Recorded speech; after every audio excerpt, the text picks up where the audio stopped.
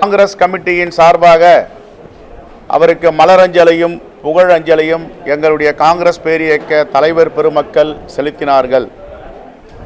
மகாத்மா காந்தியடிகளுடைய புகழையும் தியாகத்தையும் தேசப்பற்றையும் மண்பற்றையும் இந்த உலகத்தில் மக்கள் உள்ளவரை யாரும் அவருடைய புகழை மறைக்க முடியாது.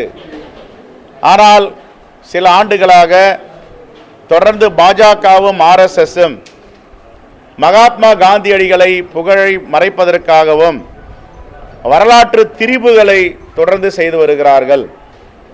இந்த தேசத்தின் பிரதமராக இருக்கின்ற நரேந்திர மோடி அவர்கள் மகாத்மா காந்தியடிகள் உலகத்திற்கு தெரிந்ததே காந்தி படத்தை அட்டன்புரோ என்பவர் ஒரு எடுத்தார், அதன் மூலமாகத்தான் உலகம் முழுவதும் காந்தி தெரிந்தார் என்று ஒரு உண்மைக்கு புறம்பான வரலாற்று திரிபு செய்தியை பிரதமரே இந்த தேசத்தில் பேசுகிறார். மகாத்மா காந்தியடிகள் சுதந்திர போராட்டத்திற்கு வருவதற்கு முன்பாகவே உலகம் அறிந்த கதாநாயகனாக இருந்திருக்கிறார். அவர் தென்னாப்பிரிக்காவில் அந்த மக்களுடைய விடுதலைக்காகவும் அந்த மண்ணில் நடந்த அநியாயத்தை தட்டி கேட்ட மகாத்மா காந்தியடிகள் அவரை பற்றி அவர் லண்டனுக்கு படிக்க செல்லும் பொழுது காந்தியார் டைம்ஸ் என்ற ஒரு பத்திரிகையில் ஒரு தலைப்பு வைத்து கட்டுரை எழுதியிருக்கிறார்கள். ஜோன்ஸ்பர்க் டைம்ஸில் அவரை பற்றி சுதந்திர போராட்டத்தில் ஈடுபடுவதற்கு முன்பாக பல கட்டுரைகள் வந்திருக்கின்றன.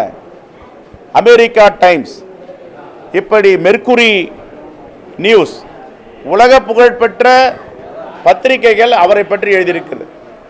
பிரிட்டிஷ் டெய்லி டைம்ஸ், இதெல்லாம் அவரை பற்றி ஒருவர் இந்தியாவிலிருந்து வந்து ஒரு பாரிஸ்டர் தென்னாப்பிரிக்க மக்களுக்காக போராடுகிறார் என்று கட்டுரைகள் இன்றும் வரலாறாக இருக்கிறது. இது யாரும் மறக்க முடியாது. அந்த தேசத்திலையும் இருக்கிறது, இந்தியாவிலையும் இருக்கிறது, நீங்க ஆன்லைன்லயே பார்க்கலாம் அது. ஆனா இந்த பிரதமர் என்ன சொல்றார்? மகாத்மா காந்தியடிகள் அட்டன்புரோ காந்தி என்ற படம் பிடித்த பிறகுதான், வெளியிட்ட பிறகுதான் அவருடைய வரலாறு தெரியும் என்று உண்மைக்கு புறம்பான செய்தியை ஏன் சொல்லுகிறார்? அவருக்கு என்ன அஜெண்டா? இது மாதிரி சொல்றதுனாலன்னா ஆர்எஸ்எஸ் உடைய நாக்பூருடைய தலைமையிடத்தின் திட்டம் மகாத்மா காந்தியடிகளை புகழை சீர்குலைப்பது, அவருடைய இடத்தில் சவார்காரை கொண்டு வந்து வைப்பது. இந்த இரட்டை திட்டத்தில் அவர்கள் செயல்பட்டு கொண்டிருக்கிறார்கள். ஒருபோதும் இந்தியா மக்களும் உலக மக்களும் இதை ஏற்றுக்கொள்ள மாட்டார்கள், இதை புறந்தள்ளுவார்கள். காந்தியடிகள் படத்தை எடுத்த அட்டன்புரோவுக்கு 7 விருதுகள் கிடைத்தன. உலகமே போற்றுகின்ற விருதுகள் கிடைத்தது. இந்த விருதுகளை பெறும் பொழுது அவர் சொன்னார், மகாத்மா காந்தியடிகளாக தேச ஒற்றுமை, உலக ஒற்றுமை, அமைதிக்காக இதை சமர்ப்பிக்கிறேன் என்று சொன்னார். இப்படிப்பட்ட விருதுகளை பெற்றவரே வெளிநாட்டில் பிறந்து வாழ்ந்த அட்டன்புரோ சொல்லுகிறார் என்றால், இந்த மண்ணில் பிறந்த மகாத்மா காந்தியை பற்றி இந்த மண்ணில் பிறந்த பிரதமர் என்ன சொல்ல வேண்டும்? ஏன் திரிபு அரசியல் செய்கிறார்கள் என்ற கேள்வி இங்கு எழுகிறது.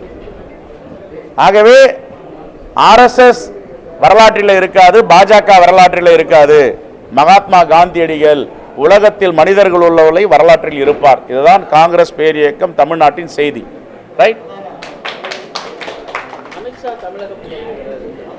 அமித்ஷா தமிழகம் நாளை மறுநாள் வருவதாக இன்று கேள்விப்பட்டோம். தமிழ்நாடு காங்கிரஸ் பேரியக்கத்தின் சார்பாக தோழர்கள் கருப்பு கொடி ஆர்ப்பாட்டத்தை நடத்துவார்கள்.